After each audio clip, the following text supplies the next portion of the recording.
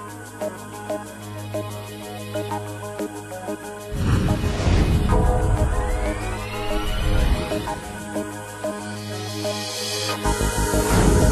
piece of technology I'd like to ask you about. That's moving, right? I'd actually like to take that into The following program was recorded at Modex in Atlanta, Georgia. I'm pleased to welcome Supply Chain Brain Editor-in-Chief, Russell Goodman. Cross-channel fulfillment. Well, joining us to speak about that is Jeff Ross, Vice President Consulting at Forte. Jeff, welcome. Thank you, Russell.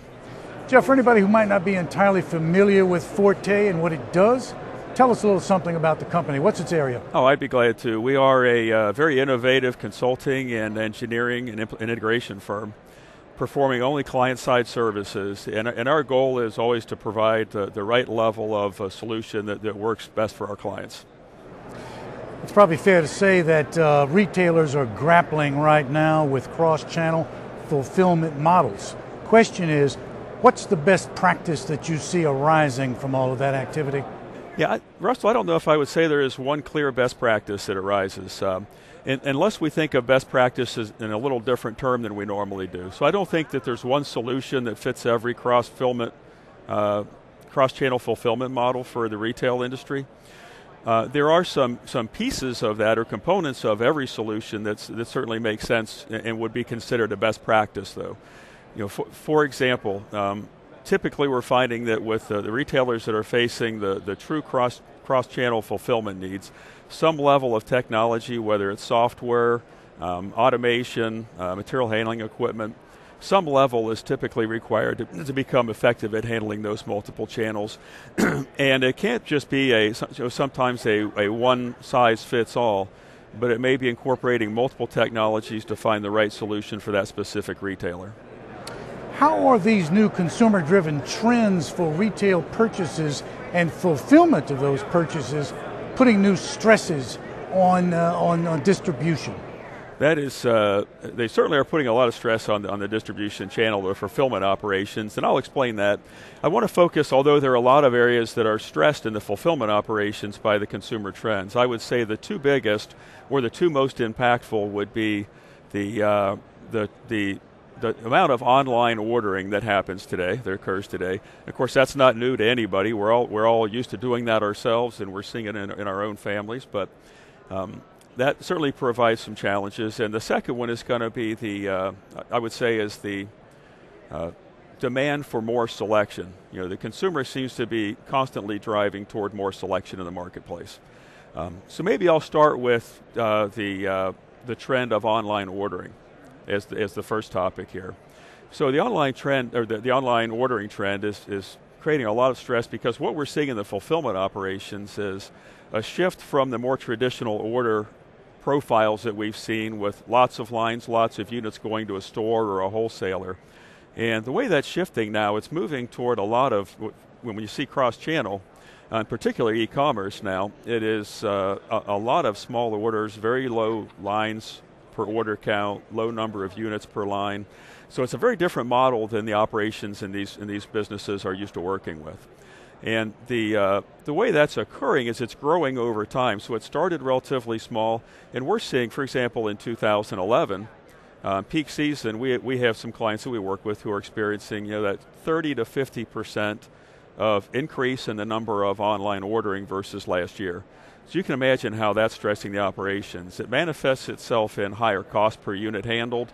All these metrics that the operations team is being measured by and managed by suddenly are deteriorating rapidly right in front of their eyes. You know, they're seeing a much higher cost per unit handled, in some cases losing the confidence of their senior management. So at the time where they most need to make some investments and make changes in the operations, they're also feeling pressure from the top down because they're seeing metrics going awry.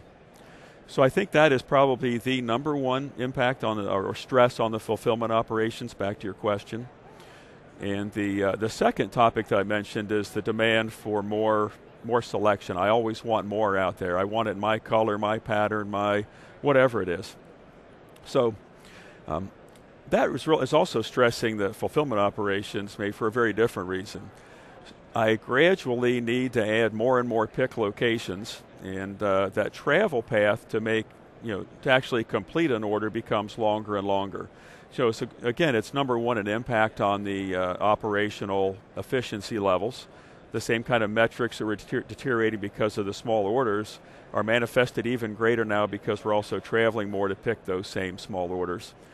And then the second major impact there is on the selection side is that I keep needing to add more pick locations. That takes more space in the distribution center. A lot of these operations are already very space constrained, and finding the room to do that is very challenging. Getting the investment dollars to make that happen can be really challenging. So those are the two areas that I would say are feeling the most stress out in the due to the changes and trends in the consumers. Jeff, let's turn to the technology that retailers are leveraging to facilitate distribution. Walk us through that. Okay, well, we hit on the topic of needing to make investments, and we talked a little bit about best practices. So some of those do involve technology. Sometimes technology typically is the right answer as you're growing in certain channels of the fulfillment operation. So those range all the way from, or the types of technology that we're seeing employed range all the way from software, warehouse management software, upgrades on the software that you already have, new software, those types of things, all the way through to very automated material handling equipment. And typically what we're seeing is it's the right blend of those technologies that make the most sense. There isn't a one piece of automation or one piece of software is really going to do everything that you need. So maybe if we talk about some of the specifics there. On the WMS side, or warehouse management systems, they're continually upgrading and providing more functionality, and I think it's real important that the folks who are doing any type of fulfillment, but even more so with the multi-channel fulfillment operations, that they keep up with that latest technology, follow those upgrade paths, introduction of voice technology along with the warehouse management system and or better RF units, those types of things are all real relative to being able to handle those multi-channel operations and managing effectively. And then there's the wide breadth of the different material handling solutions, starting with vertical and horizontal carousels that have been around for many years. But what we've seen is some changes in the control software for those technologies that may help really drive more efficiency than we've seen in the past. Also seeing the way they're configured and the workstation configurations had a lot to do with their improvements in efficiency.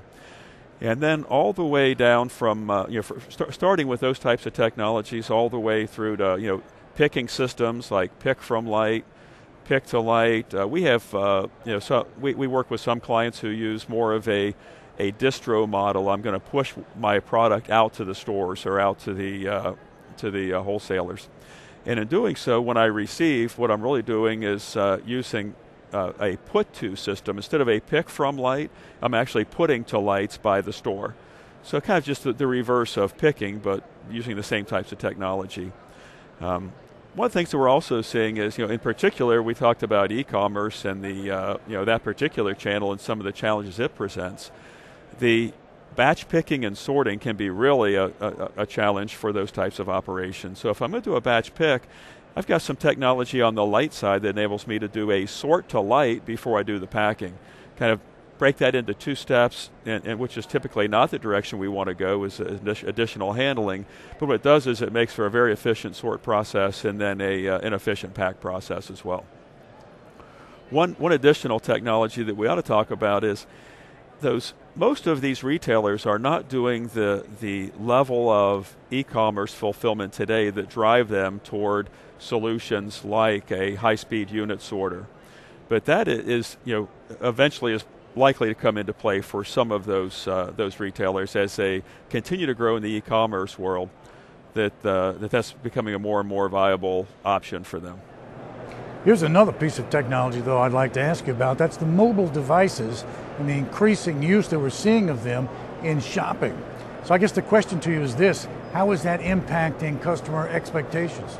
Yeah, I'd actually like to take that in two steps. When we talk about mobile devices, one thing that we're starting to see is, and we're talking about shopping with those, but let's take maybe a step forward and look at in the distribution center or the fulfillment operations. What we're starting to see is the use of some of that mobile technology now to manage the operations. So if I have a smartphone or I have a tablet, I can actually be monitoring what's happening in the distribution center when I'm in a meeting, if I'm out of the office for some reason. Wherever I am, I can be regularly updating on what's happening in the distribution center. And I think the next step or the next level there is, or the next leap, is to start using some of that mobile technology to actually make changes in the distribution center. It's conceivable that I could use a mobile smartphone to make a configuration change in my warehouse control system. What's actually driving all of the routing through the facility. So if I felt the need to do that, I think that's one of the next leaps in that type of technology. So then back to you, maybe your question was more focused on the store or the customer side of things. So I'm the potential customer, and wherever I am today, I can place an order off my phone or my tablet or a laptop computer. And what we're seeing is that's driving a whole different set of expectations from the consumer. If it's that simple to order, how can it be so hard to get it to me? Right? So if I can order it in 5 minutes when I'm sitting in the mall from a store that's, or a fulfillment center that's 400 miles away, why can't I have it a day later or 2 days later? So that's one of the things that we're seeing, is that expectation and that delivery service just becomes more and more critical. That's going to drive not only the fulfillment operations, first of all, they're going to have to start thinking about, and they are, later and later cutoff times for orders. Let the customer order later in the day and still ship it today. And then secondly, that's going to drive the parcel carriers to have to try to find a way to have later and later cutoff times for pickup from the fulfillment operations. One other thing that we see is that's actually has driven some, and I wouldn't say so much retailers as more some of the traditional online fulfillment companies, have driven some of those to open operations in the hub cities for the major carriers so they can get a later cutoff time. So all of those, that ability to order quickly and more conveniently certainly puts a whole different level of stress and a whole different level of commitment on the fulfillment operation, that I have to get this shipped today and I have to meet this cutoff time. Well, there's no doubt that it increases the pressure and the stress, but as a practical matter, what do retailers have to do in response to those expectations that are very real? I think that's a great question, Russell, and I think a key to that is education of the senior management from the operations team early on. So, let's say I'm a distribution center manager and I'm starting to see, I've had a very small e-commerce segment of my business over the past couple of years, but it's starting to grow rapidly. Well, I can't wait, or I don't believe I can really wait until I see that my metrics are impacted and I'm losing confidence with the senior management. They're asking me, why can't you get it all shipped on time? Why is your cost per unit going up? That's not the right time to be going to them and saying, I have problems. The right time is to say, what we're doing in the marketing world and the way our consumers are buying is starting to impact my operations, and I need to plan next year to make these changes. And incidentally, as I budget next year, you're going to see a different projected cost per unit, because this order profile that I'm seeing is going to drive a different cost metric for me. And I think getting that out early on to the senior management team is the first step. Secondly is really building a solid plan that is flexible and scalable. So what I need to do is I don't want to go out and I don't want to invest so much money next year in the anticipation that I'm going to continue to grow in that channel very rapidly.